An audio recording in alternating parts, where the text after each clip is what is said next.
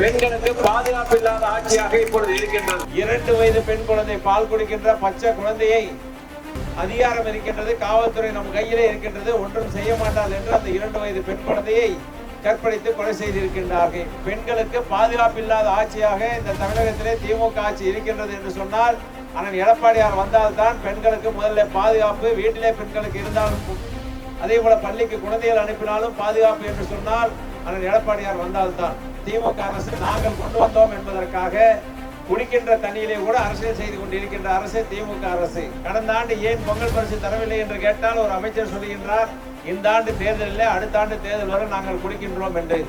ஆக தேர்தல் வந்தால் மட்டுமே மக்களை பார்க்கின்ற கட்சி திமுக. நாங்கள் ஆட்சியில் இருந்தாலும் இல்லாவிட்டாலும் மக்களோடு இருக்கின்ற கட்சி அனைத்து இந்திய அண்ணா திராவிட முன்னேற்ற கழகம். 3000 ரூபாய் போட்டிருக்கின்றார்கள், கூடுதலாக 2000 ரூபாய் போட்டிருக்கின்றார்கள். எதற்கு என்று கேட்டால் கோடைகால சிறப்பு நிதி என்கிறார்கள். ஏன் ஸ்டாலின் அவர்களுக்கு இந்த 5 ஆண்டு காலமாக 4 ஆண்டு காலமாக வெய்ய காலம் தெரியவில்லையா, கோடை காலம் தெரியவில்லையா? தேர்தல் வருகின்ற போதுதான்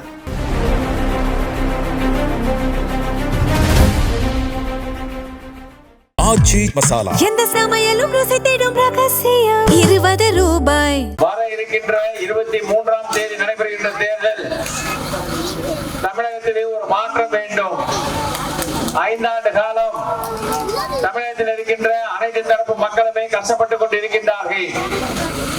விசைத்தறி தொழிலாளர்களுக்கு வேலை வாய்ப்பு இல்லை, 100 நாள் வேலை வாய்ப்பு திட்டம் இல்லை, மில்லுக்கு சென்றால் வேலை இல்லை என்ற நிலைமை இது 5 ஆண்டு காலமாக இருக்கின்ற காரணத்தினால் ஆட்சி மாற்றத்தின் காரணமாக அண்ணன் எடப்பாடியார் வந்ததுக்கு பின்னால் விசைத்தறிகளுக்கு 1400 யூனிட் மின்சாரம் இலவசமாக கொடுப்பதன் வாயிலாக வேலை வாய்ப்பை உருவாக்கி தருகின்ற வகையில் மின் நிலை கட்டணத்தை குறைத்த வகையில் அனைத்து விசைத்தறிகளும் ஓடுகின்ற போது அனைத்து தொழிலாளர்களுக்கும் அந்த வேலை வாய்ப்பு கிடைக்கும். அதே போல விவசாய தொழிலாளர்கள் 100 நாள் வேலை வாய்ப்பு திட்டமே இந்த ஆட்சியில் கிடைக்காமல் இருந்தது. ஆனால் எடப்பாடியார் வந்தால் அனைத்து கிராமங்களுக்குமே 150 நாள் வேலை வாய்ப்பை வழங்க இருக்கின்றார்கள். அது மட்டுமல்ல, பெண்களுக்கு பாதுகாப்பு இல்லாத ஆட்சியாக இப்பொழுது இருக்கின்றது. 2 வயது பெண் குழந்தையிலிருந்து ஆட்சியாக இந்த திமுக ஆட்சி இருந்து கொண்டு இருக்கின்றது. ஒரு மாதத்திற்கு முன்பாக குமராபாளையம் பகுதியிலே 6 வயது பெண் குழந்தையை அழைத்து சென்று மிட்டாய் வாங்கி கொடுத்து அழைத்து சென்று நீங்கள் டிவியிலே பார்த்திருப்பீர்கள், கற்பழித்திருக்கின்றார்கள். அதே போல ஒசூரிலே ஒரு திமுக கவுன்சிலருடைய மகன் 2 வயது பெண் குழந்தை பால் குடிக்கின்ற பச்சை குழந்தையை அதிகாரம் இருக்கின்றது, காவல்துறை நம் கையிலே இருக்கின்றது, ஒன்றும் செய்ய மாட்டாள் என்று அந்த 2 வயது பெண் குழந்தையை கற்பழித்து கொலை செய்திருக்கின்றார்கள். அதே போல தூத்துக்குடியிலே 12ஆம் வகுப்பு படிக்கின்ற மாணவியை கற்பழித்து கொலை செய்திருக்கின்றார்கள். ஆக பெண்களுக்கு பாதுகாப்பு இல்லாத ஆட்சியாக இந்த தமிழகத்திலே திமுக ஆட்சி இருக்கின்றது என்று சொன்னால் அண்ணன் எடப்பாடியார் வந்தால்தான் பெண்களுக்கு முதல்ல பாதுகாப்பு. வீட்டிலே பெண்களுக்கு இருந்தாலும் அதே போல பள்ளிக்கு குழந்தைகள் அனுப்பினாலும் பாதுகாப்பு என்று சொன்னால் அண்ணன் எடப்பாடியார் வந்தால்தான்.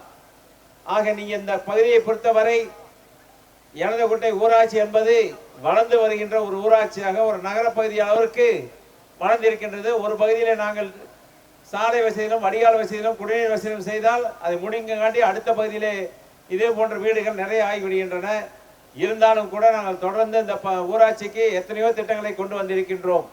இந்த பகுதி மக்களுடைய நீண்ட நாள் கோரிக்கையாக ஒரு பாதுகாக்கப்பட்ட குடிநீர் வேண்டும் என்பதற்காக அண்ணன் எடப்பாடியார் அவர்கள் 400 கோடி ரூபாய் திட்டத்திலே நமக்கு மேட்டூர் பூலாம்பட்டியிலிருந்து தண்ணீரை கொண்டு வந்திருக்கின்றார்கள். ஆனால் கொண்டு வந்த தண்ணீரை முழுமையாக உங்களுக்கு அந்த டேங்கில ஏத்தாமல் திமுக அரசு நாங்கள் கொண்டு வந்தோம் என்பதற்காக குடிக்கின்ற தண்ணீரை கூட அரசியல் செய்து கொண்டிருக்கின்ற அரசு திமுக அரசு. ஆக மீண்டும் ஒரு முறை எங்களுக்கு வாய்ப்பை தாருங்கள். உங்கள் அனைத்து பகுதிகளுக்கும் அந்த பூலாம்பட்டி தண்ணீர் மேட்டூர் தண்ணீரை உங்களுக்கு எல்லா டேங்கையும் ஏற்றுவதற்கு நான் உறுதியளிக்கின்றேன். அதே போல அண்ணன் எடப்பாடியார் வந்தால் அனைத்து குடும்ப தலைவிகளுக்கும் ரேஷன் கார்டு வைத்திருக்கின்ற அனைத்து குடும்ப தலைவிகளுக்கும் வந்தவுடன் 10,000 ரூபாய் வழங்க இருக்கின்றார்கள். அதே போல அனைத்து குடும்ப அட்டைதாரர்களுக்கும் குடும்ப தலைவிகளுக்கும் மாதம் தோறும் 2,000 ரூபாய். திமுகவை போல 1000 ரூபாய் குடும்ப தலைவிக்கு என்று தேர்தல் நேரத்தில் சொல்லிவிட்டு தேர்தல் முடிந்து 27 மாதங்கள் கழித்து நாங்கள் எல்லாம் போராடியதுக்கு பின்னால் பாதி பேருக்கு தான் கொடுத்திருக்கின்றார்கள், இன்னும் பாதி பேர் கிடைக்கவில்லை. ஆனால் எடப்பாடியார் வந்தால் அனைத்து குடும்ப தலைவிகளுக்கும் மாதம் 2,000 ரூபாய் கிடைக்க இருக்கின்றது. அது மட்டுமல்ல, இப்ப ரேஷன் கடையில் அரிசியை பெற்றுக் கொண்டிருக்கின்றீர்கள். இனிமேல் ரேஷன் கடையிலே மாதம் மாதம் 1 கிலோ பருப்பும் 1 லிட்டர் எண்ணெயும் இலவசமாக வழங்க இருக்கின்றோம். வருடத்திற்கு 3 சிலிண்டர் அண்ணன் அவர்கள் வழங்க இருக்கின்றார்கள். அதே போல இந்த பகுதியிலே படித்தவர்கள் கல்லூரி சென்று கடனை வாங்கி படித்திருந்தால், வங்கியிலே கடன் வாங்கியிருந்தால் அந்த கடனை தள்ளுபடி செய்வோம் என்று திமுக அரசு சொல்லியிருந்தது. 5 ஆண்டு காலமாக தள்ளுபடி செய்யவில்லை. ஆனால் எடப்பாடியார் வந்தால் அதை உடனடியாக தள்ளுபடி செய்து அரசே ஏற்றுக்கொள்ளும் என்று சொல்லி இருக்கின்றார்கள். அதுபோல பெண்களுக்கு இலவசமாக பஸ் பாஸ் இருப்பதை போல ஆண்களுக்கும் இனிமேல் அரசு டவுன் பஸ்ஸில் இலவசமாக சென்று கொள்ளலாம் என்று பல்வேறு திட்டங்களை அறிவித்திருக்கின்றார்கள். இன்னும் நிறைய திட்டங்களை அறிவித்திருக்கின்றார்கள். ஆக மக்களை பாதுகாக்கின்ற அரசாக, மக்களோடு இருக்கின்ற அரசாக, கடந்த காலத்திலே கொரோனா காலத்திலே அண்ணன் அவர்கள் எப்படி அரிசி எல்லாம் இலவசமாக கொடுத்து மக்களுக்கு சாப்பாட்டுக்கு கஷ்டமாக இருக்கின்றது, வேலை வாய்ப்பு இல்லாமல் இருக்கிறது என்று கொடுத்தாரோ, அதை போல கொரோனா காலம் என்ற காரணத்தினால் பொங்கல் பரிசு எல்லாம் 2800 ரூபாய் கொடுத்தார்கள். ஆனால் இந்த அரசு எதையுமே கண்டுகொள்ளாமல், பொங்கல் பரிசு கூட வருடம் முழுமையாக வழங்காமல், கடந்த ஆண்டு ஏன் பொங்கல் பரிசு தரவில்லை என்று கேட்டால் ஒரு அமைச்சர் சொல்லுகின்றார், இந்த ஆண்டு தேர்தலில் அடுத்த ஆண்டு தேர்தல் வரை நாங்கள் கொடுக்கின்றோம் என்று. ஆக தேர்தல் வந்தால் மட்டுமே மக்களை பார்க்கின்ற கட்சி திமுக. நாங்கள் ஆட்சியில் இருந்தாலும் இல்லாவிட்டாலும் மக்களோடு இருக்கின்ற கட்சி அனைத்து இந்திய அண்ணா திராவிட முன்னேற்ற கழகம். இப்பொழுது 5000 ரூபாய் கொடுத்திருக்கின்றார்கள். எப்படி ஏமாத்துகின்றார்கள்? தயவு செய்து தாய்மார்கள் நினைத்து பார்க்க வேண்டும். மாதம் மாதம் 1000 ரூபாய் போடுவதை பிப்ரவரி மாதத்துக்கு 1000 ரூபாய், மார்ச் மாதத்துக்கு 1000 ரூபாய், இந்த ஏப்ரல் மாதத்துக்கு 1000 ரூபாய் என்று 3 மாதத்திற்கும் சென்று 3000 ரூபாய் போட்டிருக்கின்றார்கள். கூடுதலாக 2000 ரூபாய் போட்டிருக்கின்றார்கள். எதற்கு என்று கேட்டால் கோடைகால சிறப்பு நிதி என்கிறார்கள். ஏன் ஸ்டாலின் அவர்களுக்கு இந்த 5 ஆண்டு காலமாக 4 ஆண்டு காலமாக வெய்ய காலம் தெரியவில்லையா, கோடை காலம் தெரியவில்லையா? தேர்தல் வருகின்ற போதுதான் வெய்ய காலம் தெரிகின்றதா, பெண்களை தெரிகிறதா என்பதை யார் தேர்தலுக்காக செய்கின்றார்கள், யார் மக்களுடைய வளர்ச்சிக்காக செய்கின்றார்கள், யார் அவர் பொருளாதாரத்திலே உயர வேண்டும் என்பதற்காக செய்கின்றார் என்பதை தயவு செய்து சிந்தித்து வாக்களிக்க வேண்டும். ஆக மீண்டும் ஒரு முறை திமுக வந்துவிட்டது என்று சொன்னால் பெண்களுக்கு பாதுகாப்பு இல்லாத சூழ்நிலை உருவாகிவிட்டது, இன்னும் அதிகமாகி போய்விடும். அதே நேரத்தில் இப்பொழுது பள்ளிக்கும் கல்லூரிக்கும் மாணவர்களை அனுப்புவதற்கே பயமாக இருக்கின்றது.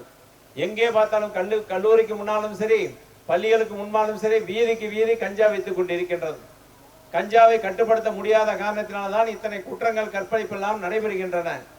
ஆக இந்த கஞ்சாவை கட்டுப்படுத்த வேண்டும் என்று சொன்னால் அண்ணன் எடப்பாடியார் அவர்கள் 3 நாட்களுக்கு முன்பாக சொல்லியிருக்கின்றார்கள், 3 வாரத்தில் நான் முழுமையாக தமிழகத்திலே கஞ்சா இல்லாத மாநிலமாக உருவாக்கி மாணவர்களை காப்பாற்றுவேன் என்று சொல்லியிருக்கின்றார்கள்.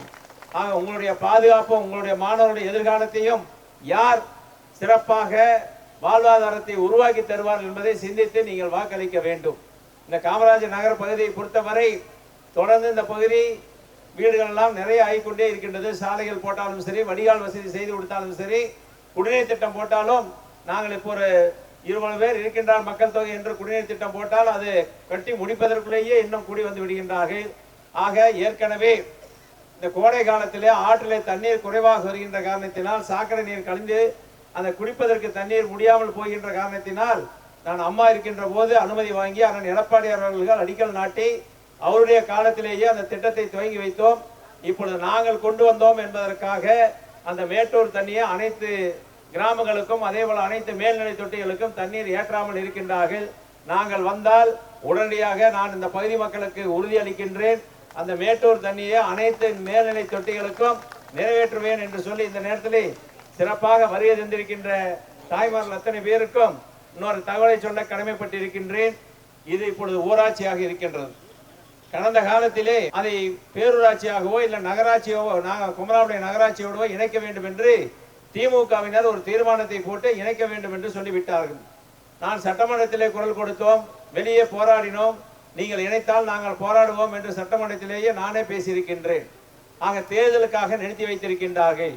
தப்பித்தவறு திமுக வந்துவிட்டது என்று சொன்னால், அது இது பேரூராட்சியாகவோ அல்லது நகராட்சி குமராவுடைய நகராட்சியாகவோ இணைத்து விட்டார் என்று சொன்னால், நீங்கள் 100 நாள் வேலைவாய்ப்பு திட்டமும் கிடையாது, 100 ரூபாய் வீட்டுக்கு வரி கட்டி கொண்டு இருந்தீர்கள் என்று சொன்னால் இனிமேல் 2000 ரூபாய் 3000 ரூபாய் என்று வரி கட்ட வேண்டிய சூழ்நிலை வந்துவிடும்.